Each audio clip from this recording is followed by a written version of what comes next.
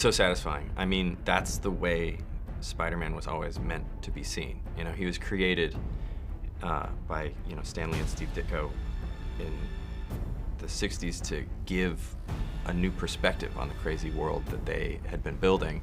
And that's something we've never been able to explore in movies before. And now that we can, I just feel like it's an infinite amount of possibilities. That's not a hug, I'm just grabbing the door for you. Oh, all right, kid. Good luck out there.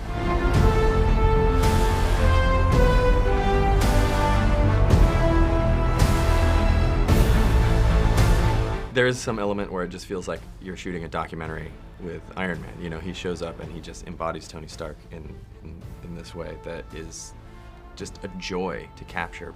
And even before this opportunity came up, like, I would watch Marvel movies or any sort of big epic superhero movies, and I would just always think about, like, what are the regular people in those worlds doing?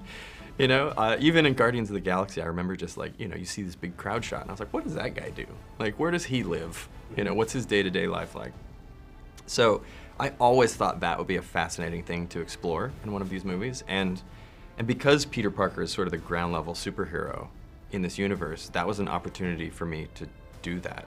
And, I had known a little bit about, the complexity of the world and the various storylines that have been told over the years, but for me it was important to just go back to the origin and start at the very beginning, and that was so satisfying, because I didn't want the movies to be the jumping off point. I wanted the comics, the original books, to be the most direct inspiration for me, and that was really satisfying, to just read so many comics. Tough job. This arrived at a really interesting time in my life because I had been wanting to make a coming-of-age movie. Like, I had been writing my own coming-of-age story, and I got to take a lot of that energy and a lot of those moments and themes that I wanted to explore in a much smaller film and then apply them to Spider-Man: Homecoming. So in a way, like, I got to do what I wanted to do anyway, but on a much, much bigger scale.